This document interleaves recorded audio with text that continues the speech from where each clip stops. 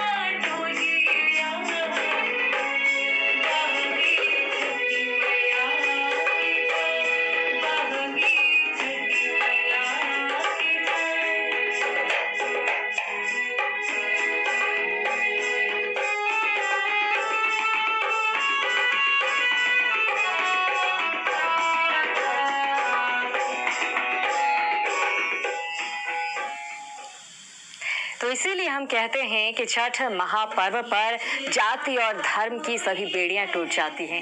हर कोई अपने अपने तरीके से इस पर्व में, इस महापर्व में शामिल होता है। चलिए एक बार फिर से रुख कर लेते हैं पटना का, जहां पर लगातार